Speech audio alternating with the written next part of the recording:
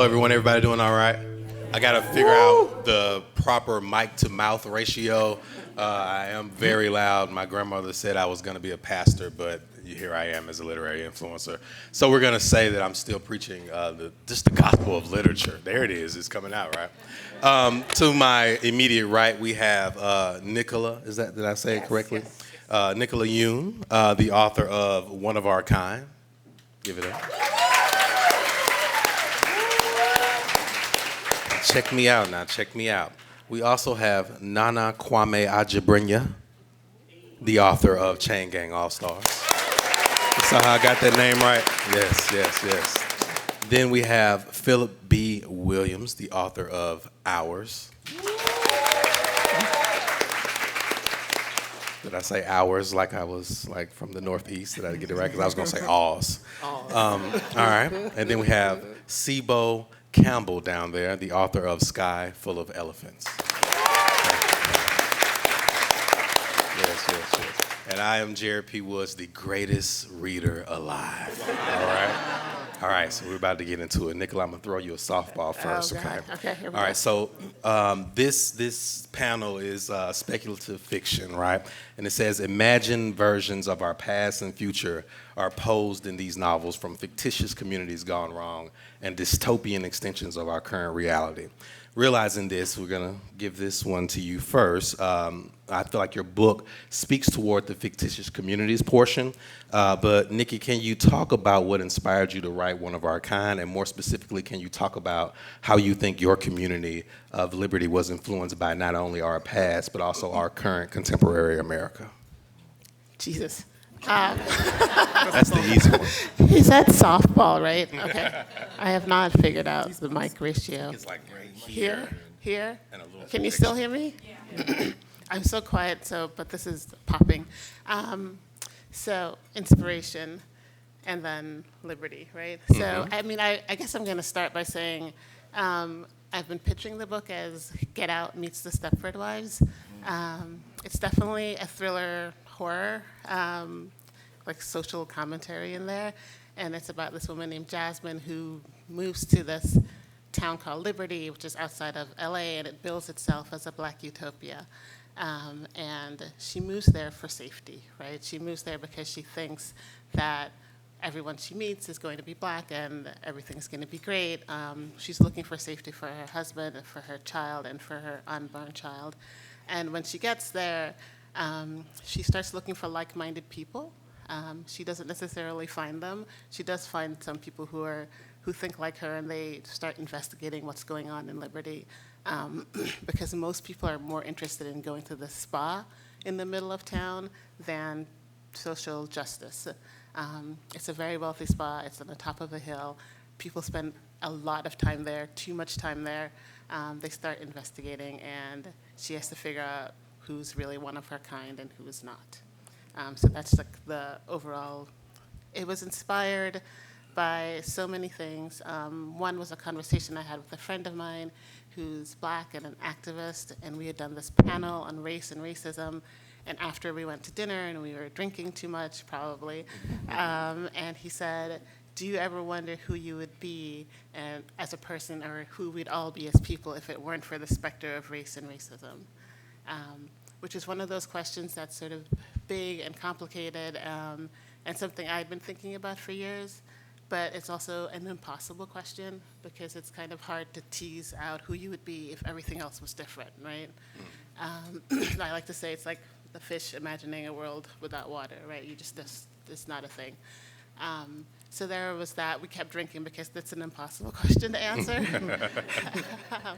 And then there was the Toni Morrison quote, which I've heard all my life and when I was a kid. She says the very real function of racism is distraction. It keeps you from doing your work, and it keeps you having to prove over and over again your reason for being, which is a paraphrase because she's much more eloquent than I am. And then there was this, The Stepford Wives, which is a very feminist book, but people misremember what that book is about because we keep saying Stepford Wives and we kind of beat women over the head with it. But actually the book is about the people who would want women to conform. So it was inspired by those three things, and then this is too long an answer, but then the summer of 2020 happened, and George Floyd was murdered, and I'm a pretty sunny sort of person, like very optimistic, but I fell into I was very despairing that summer, and I was really very angry, and I wrote the first draft of the book in 6 weeks. And then spent 3 years revising. No, that's never happened. That has never happened before and will never happen again. And then I spent 3 years fixing it and making it an actual book, and trying to put some like hope in there because it was such an angry book. And that is the whole story of the inspiration. I'm sorry. No, that's fine. That's fine. No, we've talked a few times, right? And can I say bad words? Okay, all right. My wife said no. I'll be darned, right, if I'm not excited to do it again, right? Yeah. Sheesh, but it's okay. We'll work with darn it. That works. But I feel like we should start here. So the 13th Amendment to the United States Constitution provides that neither slavery nor involuntary servitude, except as punishment for crime, whereof the party shall have been duly convicted, shall exist within the United States. It should be obvious to anyone that reads the flap of your book that it tackles the prison industrial complex, but the nuance of what this amendment does is one of the stars of your work as well. The idea is if we can convince people that you are a criminal, then we can do with you what we want, which is literally the reality of the prison industrial complex. With this in mind, Nana, I'm wondering what trends did you see in the current mode of America or American thought that led you towards exploring the nuances of this system in your work? Again, great question. Thank you. Before I even answer, I just want to say I'm pretty moved by y'all coming this early. I can't say like, Awesome, if it was me, I might be like, I'll catch him next time. So, I'm really moved, and it's also just strange. This mic setup makes me feel like I want to talk about like, I don't know, like things. I did not have relations with that.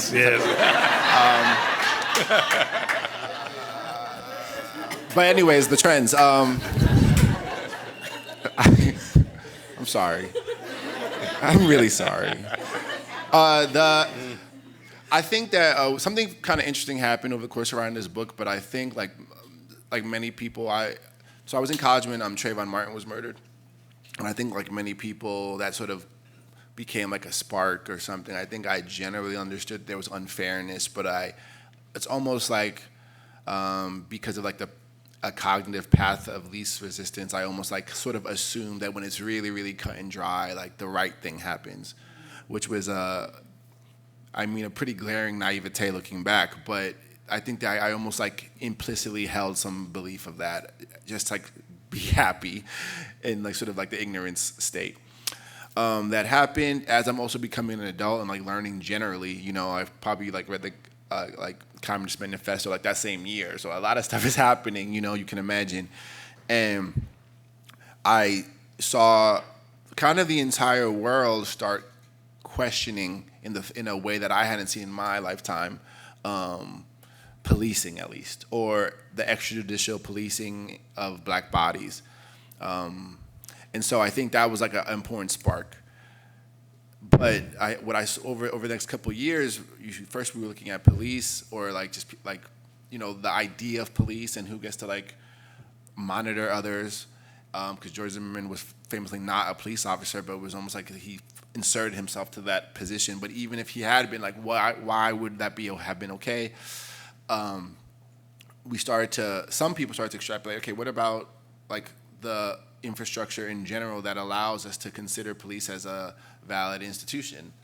Then we started thinking about the prison industrial complex. I say we, but I think, and I really do think that culturally we were having that conversation. But then like everything, there's a wave, it recedes, there's a wave, it recedes. But I had gotten obsessed with these things, and I think because there was a period where I think because of our now new access to like video surveillance, we were watching in real time sometimes the extrajudicial murder of black people. And I remember seeing Philando Castile be murdered, and I was like, I'm never watching one of these again, because I also was like kind of thrown into like a harsh, different place for a very long time. And so that partnered with just my interest in systems. I think I'm generally interested in systems that sort of trick us into feeling comfortable with stepping on each other's heads, sometimes literally or metaphorically. My first book I wrote about like the mall, and I've worked Black Fridays before, so I've seen that literally happen. I sort of naturally fell to prisons, which I think is one of the largest death institutions that we all sort of are like, well, it's kind of okay. I could tell you whatever statistics about how they discriminate against the basis of race, how queer people are targeted, and I don't think it'd even be particularly surprising to most of us, but it's almost like we're just like, well, but what else are we going to do? And I was really interested in thinking about, like, okay, what are the implications of that? And then what was also interesting is that because of George Floyd, the whole world, I had been working on the book for a couple of years by that point, but the whole world started having the same conversation. So I think generally we're starting to look at these institutions that we almost take for granted, and I think they depend on us taking them for granted as natural, and particularly those that administer violence and control. And I think like the world, I started thinking about those same things, and then because of my own background, my father was a criminal defense attorney, a lot of things aligned, and then Chain Gang became a book. Yes. Phillip. Don't ask me nothing hard. These are the softballs. All right, you ready? Watch. Y'all check out Phillip now. Watch him now. Don't ask me nothing hard and watch how he breaks this down. Phillip, now your book involves a reimagining of our past, where you created a place that I've always imagined but didn't quite know how to conceptualize until you created it.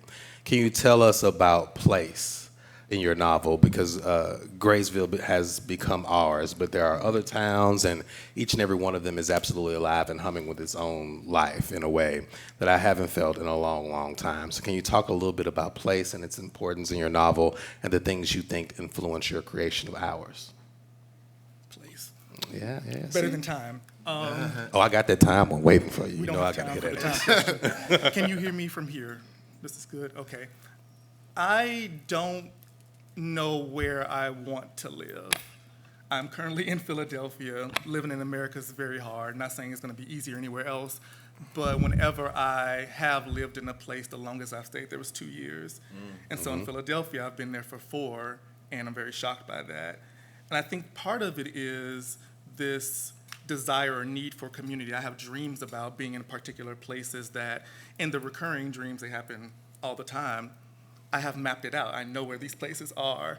And for ours to exist, there had to be some interference to destroy, we talk about systems, what was already in place, because there was no safe place in the early 1800s, for Black people to just exist and without any kind of interruption of their ideals or freedoms or even just trying to get along with one another. So when Graysville is founded by, was it Mr. Flint, and Saint, who is a character who's not really the main character, but the book circles her, goes into the town with conjuring hoodoo all over, and no one knows that, in a way to convince those who are living in Graysville to politely leave. They were going to leave anyway, but there had to be a power differentiation where there wasn't just always Black people being oppressed and white folks doing the oppression.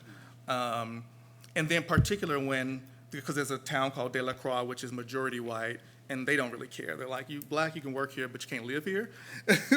They're not really hostile until maybe later on in the book. And then there's Turney, which is another town. I can't give you where it comes from, that's spoiler, but it's more in its existence primordial. And so ours is that space where I was trying to imagine if I had to be in the 1800s. Thank goodness I did not have to do that. What kind of environment would allow me to flourish? What kind of environment would allow me to create art, to fall in love, to be queer? And it was ours.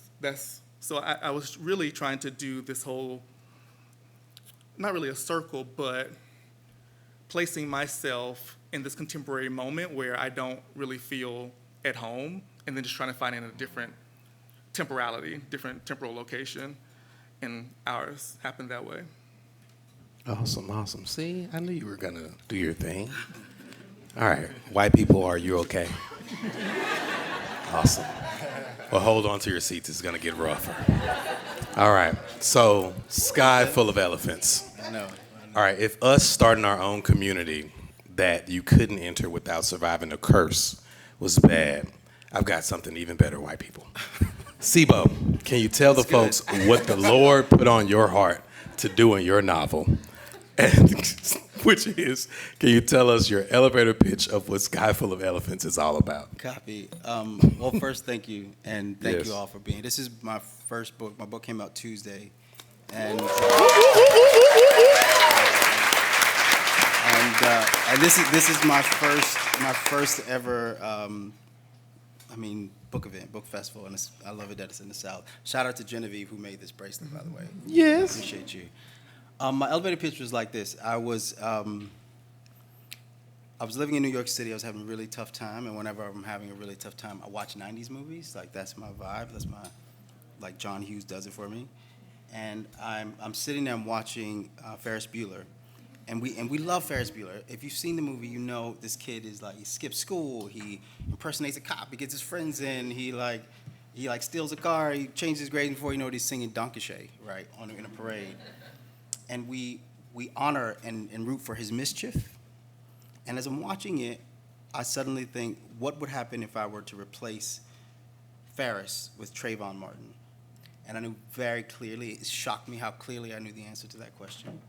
And I think that spiraled into trying to imagine a world in which that could happen. That I could see him in that 90s Porsche doing 80, and we wouldn't feel weird about it. We'd love it. We'd root for him.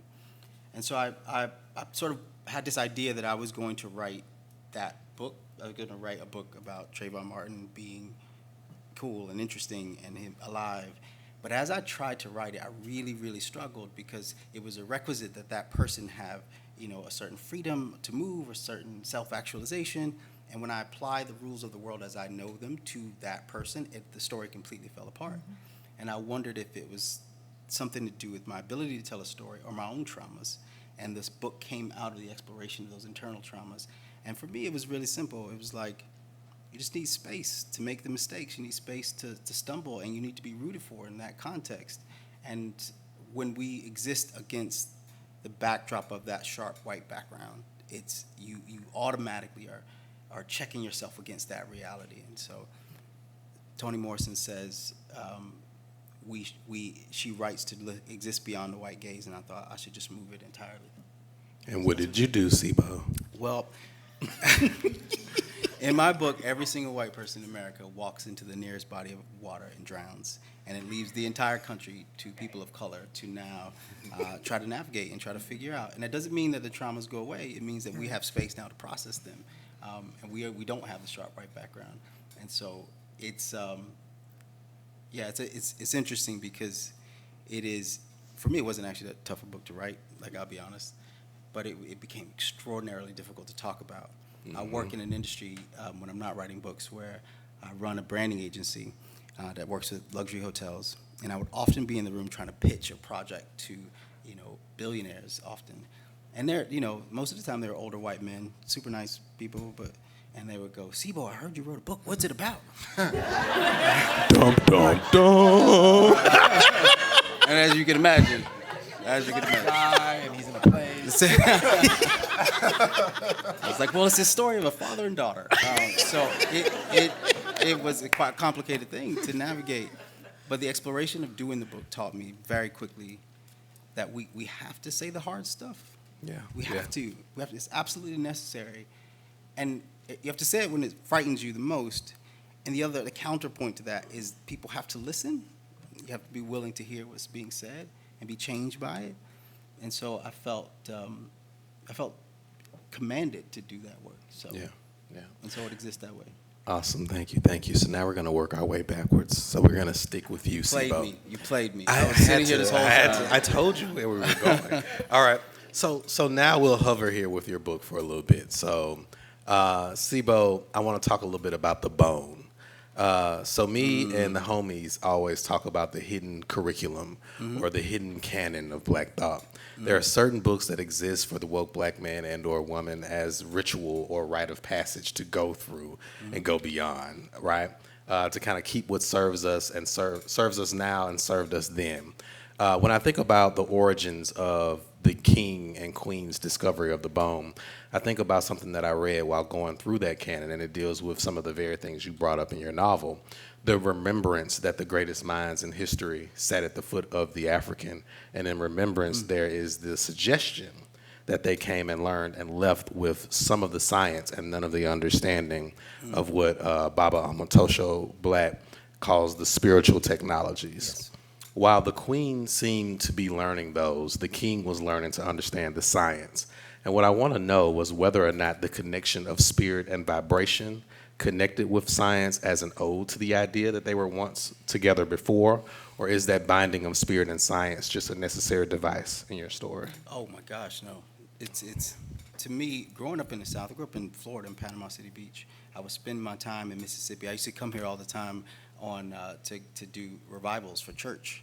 You know, I would be in New Orleans. I would be in these places where, like, you don't think in those terms. Spirit is a part of your reality. Like, this is not a separate thing. I used to go in the woods, and my mom would be like, you know, it's ghosts out there. And it wasn't a question of whether or not it was. It was a question of whether I should go home. Yeah. And so I just don't think those things are separate. But there's an important thing that you said, which is technology. When I was doing this book, which your book I think does something very similar, I was trying to contextualize the concept of unity as a form of technology. Right? Like, what does that look like? I know it looks like Black Twitter, but I mean, it's in all seriousness, it's like, what does that look like to use the community as a way to technologically evolve as a single unit? And so there's so many things in the book that I wanted to tap into to maybe be a catalyst for people to dive a bit deeper. The bone was one of those. What he's talking about is a thing called the Shango bone. And it's a bone that was found in the Nile in the south parts of the continent. And this bone had markings on it that denoted a very sophisticated mathematical system. That bone, when they first dated it 5,000 years old. To give you context, I believe the Greek Empire was 3,000 years old. They did another test on it years later when the technology for testing evolved, and it was 25,000 years old. And so to think that that type of technology really did exist, like, it's not conceptual, and we don't even know it, is astonishing, but it's also a disconnection to the history, it's a disconnection to the spirit, it's a disconnect to all those things. And so there are two places in the book where they really push to return to form in that, and it's in the community as a whole in Alabama and its connection to Haiti. And Haiti is, for me, the last vestige of that in the States. Is, you know, the slave ships are coming over, they're dropping people off in all these different places, but the Haitians were the ones who fought back. They won the revolution, they defeated the French, and we don't honor Toussaint and his people as a hero in this country. But the truth is if they had not defeated the French, we would not have had the Louisiana Purchase, and there would be no California. And there would be no West. And so the whole concept of manifest destiny, that we can wake up one morning, put on a raccoon hat and grab an axe and go be whoever we want, that's embedded in the revolution of Toussaint and his people. And so I wanted that to come through in the book as well. Awesome. Nikki, you thought you were going to get to wait a long time. No, we are back. Nikki, we are back. So a lot is said about what happened to the good folks of Liberty. And as I read it, my thoughts went to one of my favorite theories ever. It's very happy. It makes me happy when I think about it. But Derek Bell's interest convergence theory and what he calls the permanence of racism. In his theory, he essentially says that white folks don't give us nothing that they haven't already found a way around, and that racism is so internalized and institutionalized in this country that it is permanent. I think Liberty and its inhabitants are an example of the possible peaks of progress that he says will exist. But what I want to talk a little bit about is the fact that if racism is permanent, then that means resistance must be as well. And when one deals with anything forever, exhaustion inevitably looms. Can you talk a little bit about how it shows up in your character's decisions and what made you explore the weight of permanent resistance? Yeah, that's a great question. Thank you. Yeah, I mean, I think that, to grow up Black in America, is there's some days that are really hard, right? I mean, there's some days when you turn on the news and you just want to turn it off and go back to bed. I think that's true in general for like the modern society. I think that, the world is on fire all the time, especially like there's climate change and there's the political system and there are wars going on all the time. And I think that if you're a reasonably good person, you want to fix things, right? But you can't actually fix everything. And sometimes you want to turn away from it, right? Because it's hard to be constantly vigilant. And it's not good for you, like literally not good for your body, and not good for your mind.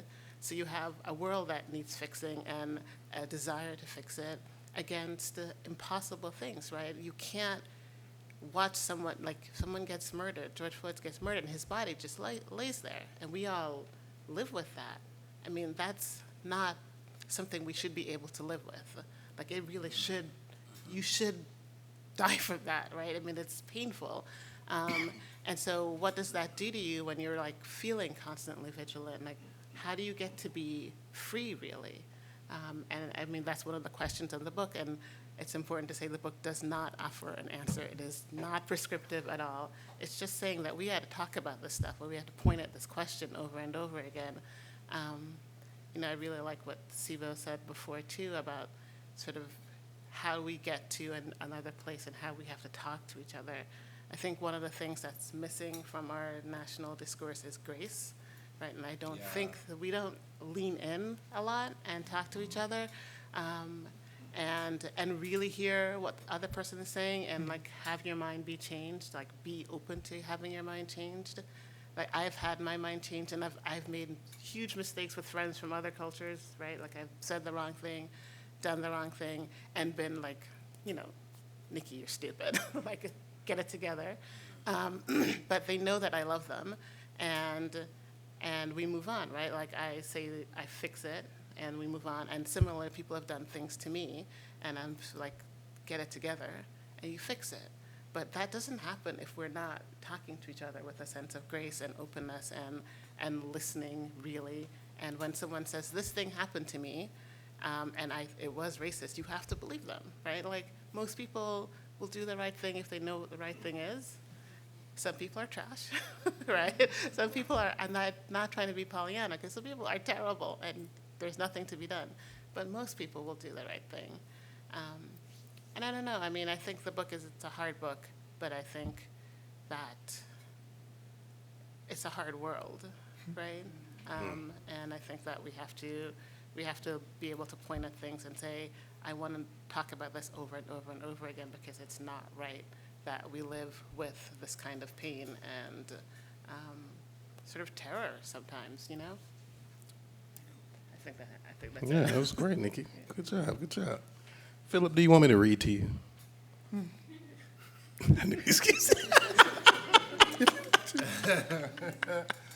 I want to talk about time.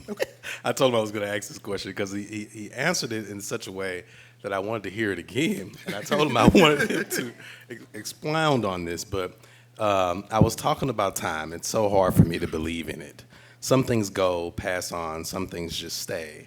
I used to think it's just my memory, some things you forget, other things you never do, but it's not. What I remember is a picture floating around out there outside my head. I mean, even if I don't think it, even if I die, the picture of what I did or knew or saw is still out there.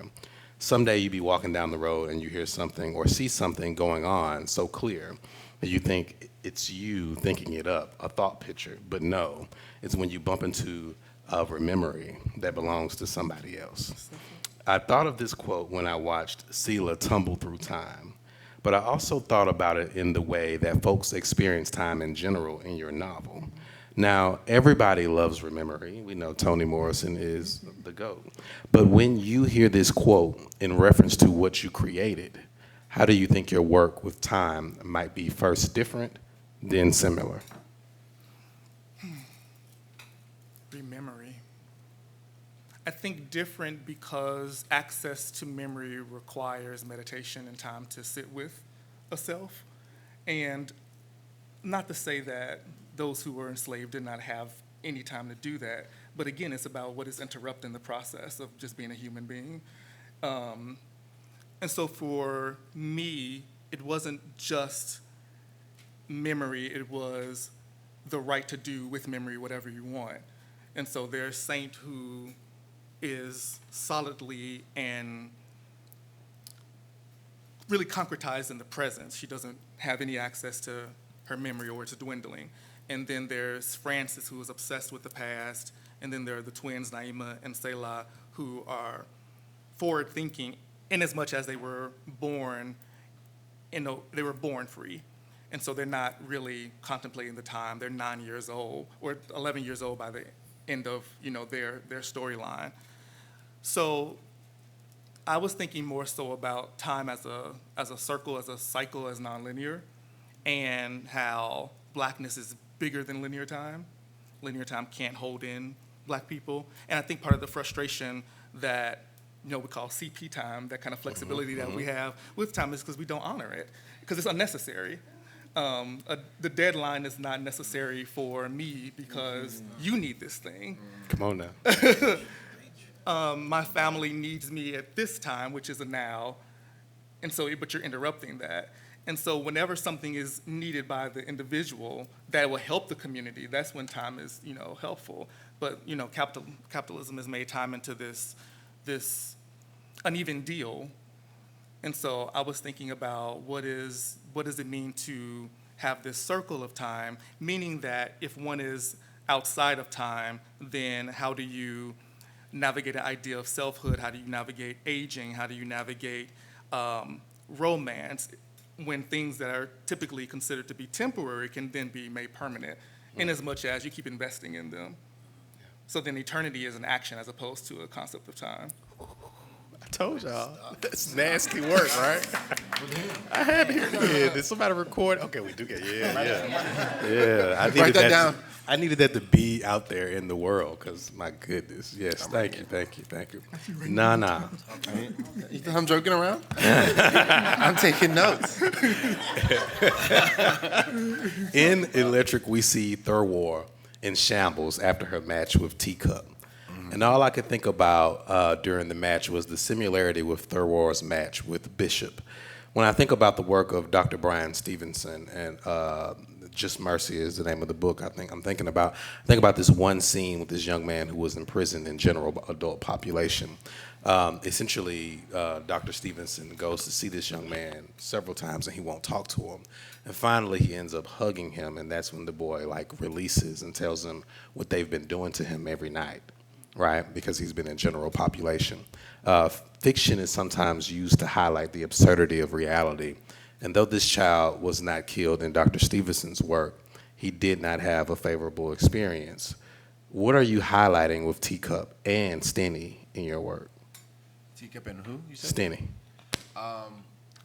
It's a great question, and just to really quickly put some context, there's in my book, is Imagine a Future where convicted wards of state can opt out of a sentence of at least 25 years and participate in death matches, and sort of a turn to a gladiatorial blood sport. And very early in the book, the protagonist has to fight against a really, really young person. And there's actually that was the moment where I decided I was going to use footnotes, because the commentator says something like, oh, we'll have to check this, but maybe he'll be if he loses, he's the youngest person ever to die by punishment, by government punishment, or what do you call it? Whatever you call it, execution, or what's the word with the nice word that they use? Capital punishment. The euphemism, which is really important. The power of euphemism when we, as a way to escape saying murder or that we kill people, is really an important part of the book. And then the footnote goes, no, actually, it was George Stinney. He was 14 years old when he got the electric chair, which is a true, actual, real thing. I think with Teacup, I was, so in writing the book, again, that's one of the very early chapters. I think in terms of thinking of yourself as abolitionist or someone who's trying to question the system, you come in waves. In the beginning, I was an abolitionist on paper, in a very sort of shallow way, I got an MFA, I've lived with poets before, I know the party line kind of way. But by doing research, I became more sort of embedded in that kind of thinking. But even from the beginning, I knew I was against the death penalty, because the death penalty necessarily cuts off access to grace, which is a really important part of, and I really liked what you said about grace. It necessarily says that there is a potential place where we 100% stop compassion on an institutional level. Even though there might be places where we can't always embrace someone, I think that like it's really dangerous to have that. And then I think with Teacup, it became useful for me because I think that most of us would resist the idea that we would ever completely cut off compassion for a child. But then the question becomes, at what age do you think it's okay to completely cut off compassion for someone? And so Teacup became a place for us to, and it's not like Teacup didn't do something either. Teacup did something terrible. He's actually a murderer. I think he killed both his parents. He did, yeah. And it's not a big part of the project for the book too, and to me was not to, there's like a version of like presenting abolitionist ideas where you're like, well, everyone was like framed and everyone did this, and it ends up being really, it's like a straw man that's really false. People do terrible things. People do great harm. But how we engage with that as on an individual level and on a systemic level can be transformative for us generally. And so with Teacup, I was sort of reminding us that right now we're okay with a system that has and will continue to murder children. And whether they're children or not, the real idea is that we have lost our potential for grace and our capacity for grace because we mirror the institutions that we're born into. And so, I was thinking deeply about that, and that word grace and compassion are really like the biggest lighthouses in this book and kind of my writing career. And Teacup is a place where I got to think about that. And Third War, having to do it is another, for me, it does a lot of different things in terms of like just the actual fact of the murder. And is it bad because this individual did it? Is it okay when the executioner does it? Like, what aspects of the death make it feel okay for you? And also understanding how we are all implicated, and some of us more directly than others, but all of us are implicated in sort of this carceral death circus that we kind of live in. That was sweet.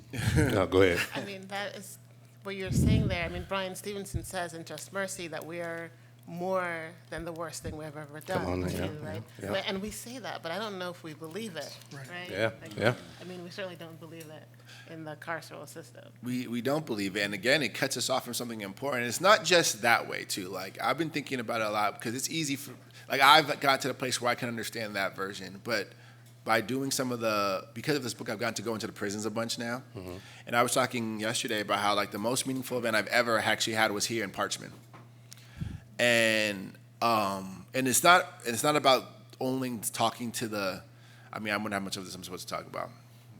I won't talk about that much. But I had a lot of meaningful experiences with the people in the prison, but not just them, the warden as well, who's a newer warden. And coming from my brand of, like, again, MFA, radical, look at me, blah, blah, blah, there's a version where I'm supposed to just be like, I almost said a bad word, F that guy, like, he's the worst completely. But by talking to them and seeing like the transformation, some people know it's a brand new war and they're trying to change things. And again, I don't know, I have to extend grace in that direction too. Yeah. Because again, if you want systemic like revolution, we have to make room for individual transformation, and those things go back and forth. And anyways, yeah, it's important all around. I would say more, but I don't want to. I think I said I wasn't supposed to talk about it. All right, so I know this may come as a surprise, y'all, but I have white friends. Not too many, don't worry. I only have one. Hey, Al. No, I'm just playing. But seriously, I was talking to one of my white homies, right? And after they told me they were going to see you, Cebo, while making sure that they dodged large bodies of water to get there. Very important. They said, bring water. They asked me, they said, because they hadn't finished the book, and they said, "Did getting rid of white people destroy capitalism and the patriarchy?" She was like, "Well, maybe the patriarchy probably stayed," but it made me think, it made me want to build a question about the types of civilization that emerged after the big splash, the great rock skip, the big pumping of the brakes. Wow. Come on, I can keep going. Wow. The great unseasoning. Come on, I can. Okay, but no. Seriously though, like because I'm thinking about the idea of transience that was in there, like leaving a car because it's not your car. So what type of civilizations, because I think multiple will emerge, right? You know, you had the Kingdom of Alabama, but you also had what was going on where Charlie was, right? So what kind of civilization emerges from those types of shadows? That's a good and I think quite a complicated question and answer. So in the story, you have Charlie who, as you said, comes out of prison. He's been in prison for 20 years. And he becomes a professor at Harvard, naturally, because everyone's going to gravitate towards, where they're epicenters of black culture. And then his daughter, who he's never met, her name is Sydney, she is biracial, and she's been living in Wisconsin with her all-white family in a town that's 98.9% white. And when her parents walk into the lake behind their house, she's alone, and with this sense of self that she doesn't understand. And the only person she can contact is Charlie. And when she does, they travel from Wisconsin all the way down to Alabama, where she believes that there are still white people who are left. And you are, in essence, you're driving through all of the country to ask that question. And it's all different. I mean, you go to, in D.C., at one point in time, D.C. was like Chocolate City, and Howard is electrifying in terms of sort of how the culture comes alive. And that is a very different reality than Jackson, Mississippi. Is a very different reality than somewhere in Indiana. There are a lot of places in the book where you arrive and there isn't just open doors. It looks like the houses are in shock because everything is wide open. And when I was thinking about that, I thought about it less what it was and more of what it could be now. Mm-hmm. And so when you are now the explorer of a sense of self and a sense of actualization, you arrive wherever you want to be, and in that place you become, right? One of the things I struggle with is, particularly with Black Americans, I've traveled quite a lot in my life. I've traveled all over the world, and in the United States right now, I can go to several people, my close friends in New York, and I'll go, well, have you ever been to, Bozeman, Montana?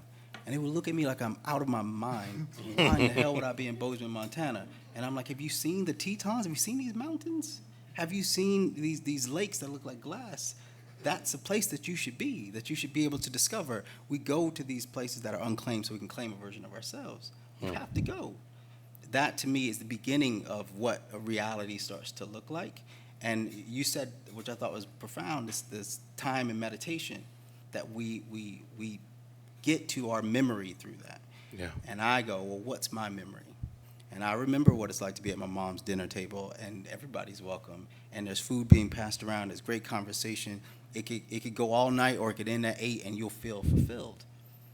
I remember what it's been at my great-grandmother's house, where she would pour 7-Up in vanilla ice cream to try to make me go to sleep, which I don't know how she thought that was going to work, right? But beyond that, I don't have any memory. Yeah. So if you were to ask me where my family's from, I go, well, my grandma used to talk about, with Geechee in South Carolina and maybe West Africa, but I don't have any, I can't textualize that. I moved to London, so I live in London now. And when I talk to Black Brits, they don't have a hyphenation. They just go, I'm British. Yeah. There's no African and British. They're just British. And then they will tell me that they're from Nigeria. Yeah. They'll tell me that they're from Ethiopia. And they have this connection to something that I think we bring forward into the creation of whatever our societies are going to be. I had a friend of mine say this to me, and I thought it was so profound. He was talking about the educational system in his tribe in I think it was Burkina Faso. Mm-hmm. And he said, we don't have college in the way that you have college. In our village, you identify a problem in the village as you get older, and then you go off to figure out how to solve that problem, and that's college, and you return, and that becomes your business. That, to me, as a system of both capitalism and education, there's a cohesion in that I don't think we don't even think in those terms. We don't even think in terms of villages anymore. Yeah. That to me was, if I could access that memory, it might transform how I think about how I want to live and the things I want to be around me. And so I I hope I'm answering this question correctly. Oh yeah. No, I'm with you. The idea of sort of creating a civilization suggests that we are civil, and I think that has to be dealt with first. Bars. How are we doing on time? Is it time for us to see? Are there any questions? I am also known as the question god. I have prepared many. So do you have any questions out there? We would like them. Yes. Yes, you, sir. Okay. My question is for Kwame. I'm wondering about your approach to the fight scenes in your book. Yeah. They were really, really good. Like very entertaining. I found myself excited. Thank you. When the fight scene was coming up. They will turn. I'm with you. But they seem like they're geared to be really entertaining, almost as if they're inspired by like anime or video games like that. Oh yes, you just opened a can of worms. So there's. I'm gonna keep it cute. I'm wondering about your approach because what it does, it creates in a reader like the excitement that they're coming up, while at the same time hating the audience for being excited that a fight is happening. Yeah. And so I wonder if you like maybe consider different approaches before you chose this one and why you chose this one. Like maybe not make them as entertaining, but a little more difficult to read. It's a really smart question. I think for me, I was just applying for some job, and I wrote in the pedagogy statement. Pedagogy meaning like your attitude towards teaching. I teach as well. Like pedagogically, engagement is my bedrock, and I feel the same way about writing. No matter how great you scaffold the lesson, no matter how many like nuggets are there. My teachers I feel like there's probably teachers here. Y'all know if they're asleep, they're asleep. If they're not interested, they're not interested. And so, as a writer, to me, I basically try my best to just make sure you're like wrapped in it. Like I feel like I try to create a sense that like you're like in this like dream that you are feeling fully engaged with, and I don't know how to like make it not that way, or I do know how to do it, but to me, that's just bad writing now to me. So I have specific things that I try to do with the fight scenes, which is just to pay attention to like the component parts of every movement, almost like a yoga instructor does, because she could say downward facing dog, but that's different than like a good one usually is like, okay, have your feet hip length apart, then you hinge at the hips and you put your palms in the ground. All of a sudden, this movement or this physical movement that was like sort of abstract becomes like specific and like traceable even in your mind's eye, like if you weren't looking at them. And so with the fight scenes, I do that, but that also creates spaces for the conversation that's in a fight too, which feels very important to me. So to me, like it has to be entertaining, because I do also want that weirdness that you're kind of describing between, oh, like this is an interesting scene, but also wait, because I already know that we're all addicted to violence, particularly Americans. I already know that that's in the water. I already know that it's normal. I'm not trying to say anything bad about everyone's baby Keanu, but I know that he can make a movie and 400 people can be shot, and it's like not even a conversation at all. While we also in the same country where every day we have to be afraid that there's a school shooting. And we just kind of don't, we just sort of, I already know that part, so it's like, I just almost like try to employ that energy, but then knowing that because of the larger context of the book, you'll hopefully feel a little bit of that, whatever exactly how you're describing, some of that is the hope. It's a good question. Green, did you have a question? Yeah, and I'm sorry because it's also for that. Yeah. Okay, all right.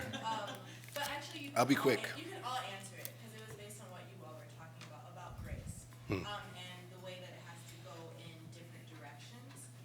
What has been your biggest, like, as you've been trying to extend grace to situations that would be difficult? What have been the barriers for you, like any of you, when you're trying to like, I'm practicing this framework and I don't want to do it right now. What am I experiencing? Yeah, my barrier is like, sometimes people need to get slapped. I feel that way. That's my big barrier. Yes, I'm like, amen. you're an asshole. And like, I want to like, but what helps though is, that's my big barrier, just like my personal feeling, or especially if I feel I'm being aggressed. That's the easiest one to think about, or my people are being aggressed or whatever. I think that to work with it though, and again, like I feel like my relationship to religion is always like fluctuating and changing. I'm Ghanaian. I've been like to church for 3 hours to go to church again. You know, I've done the Pentecostal like fully, you know, for a long part of my life. I've also done catechism classes, and so there's parts that the one part that I feel like good about was that like the message was love, and that having compassion for quote unquote people who have done bad people who have done great harm is like the sort of like the main message of the main character of the Bible. And I really, and no matter where I'm at with it, I feel still connected to that. And also now if I'm blending that part of my life with like sort of like Thich Nhat Hanh style Zen, that is the whole thing. Like suffering is a part of life. You can't avoid that, but no mud, no lotus. And which finding avenues to be like, this person has been harmed, they're extending harm, but you know, while still being active, there's ways to like engage with that person who's doing harm that can ultimately decrease the harm overall. And also just understanding that the thing we're doing now isn't working. So it's like we have to try something else. So that helps me too. Anyone else? I'll chime in on it. I think I've thought of grace as much more internal, I think. Like I find myself wanting to forgive me for decisions I'm about to make or decisions that I have made, more so than I'm like looking at other people going, I need to have grace for you, right? If I smack you, then like that's on me because I've done something. But that's and where it starts. Yeah, and it's You have like, to have that. yeah, exactly. It's like internally, I'm constantly going, you know what, Cebo, it's all good. Like, keep it moving, you made this mistake, keep it moving. And in so doing, I think it creates a degree of empathy for other people's mistakes. It does. 100%. Yeah. So yeah, I mean, I think that's. I'm never sitting there, and I'm not in a situation where someone's doing something horrible, and I think anything other than, man, that's tough. All right, if they need anything, I'm gonna look out. Just because I want someone to do that to me, if they're going to afford me that grace, because I'm trying to do it to myself. I think. And I think it's important because our systems also train us. That's like sort of like where the book ends up arriving at, is that because of these things, we're trained to not hold that grace for ourselves. Yeah. We're trained to think that there are circumstances where we are not redeemable, where we can't be loved, and that's just in the air, that's just in the water, and that's like kind of to me like the ultimate place. So I really that's like the goal of actually all of it to me. Yeah, I think the carceral system is I think such a great exploration of that, because while we talk about it like people are in jail and they're in jail for these reasons, the rehabilitation is internal. Rehabilitation can be happening in jail if you allow it, right? And too often people come out and they feel as though the mistake that they made is insurmountable. If you want to have like a real conversation about grace, like somehow if you have a chance to, you should talk to the people inside right now. It's the most meaningful conversations about grace I've ever had in my life. Wow. 3 minutes. I'm currently in a speculative fiction course in my MFA program at the University of Alabama, and Oh, cool. I am interested in your thoughts on how do you feel about your books being categorized as speculative fiction. Oh, yes. Good. Mysticism, realism, Good question. horror, conglomeration. What do you feel about this notion of speculative fiction being in your work when you're talking about such real things? And Look how they're looking at each other. to try to make sense of very horrific realities. I have so many thoughts on this. Yes, we can. Because I obviously really heavy on the speculative. I think we are trying to. I'm looking at the world with a bunch of questions that I cannot answer, and I'm writing not to necessarily to answer them, but to have someone read that and go, I see those questions too, and then it's superimposed over that reality. In so doing, I actually don't care where they categorize the book. I really don't. If it's sci-fi, mine is sci-fi, it's spec fiction, it's all this stuff. What matters to me is the questions. And if you pick up a book, doesn't matter where you picked it up, what category it's in, if the questions resonate with you enough that you walk out of that door and you have them too, then we're all seeing the same reality. I'm not crazy. And that, to me, there's nothing magic about that, right? There's nothing extraordinary about that. I think that's more a synergy between humans. When I read Nana's book, when I read Friday Black, I was automatically like, yo, when I go outside, somebody getting it. And then when I read Chain Gang All Stars, it completely changed how I thought about the carceral system, completely. And it changed what I thought about fighting. Like I was like, I don't want to get into it anyway, right? Yeah. And so my point is that the once the book is placed, it's almost a little bit out of your hands, and I think it helps people sort of engage or walk through the door of what it is that you're talking about without feeling overwhelmed by the concept. It gives them a bit of freedom to go, okay, this isn't real, but trust me, when they walk out of the door, it's real. It's superimposed over their reality. One last quick question. I can actually, if I can answer. Yeah. I don't consider my book speculative because it doesn't sell like a speculative book. I think labels are for advertisement. It doesn't do anything for me. So name it whatever you want, but buy it like you name it.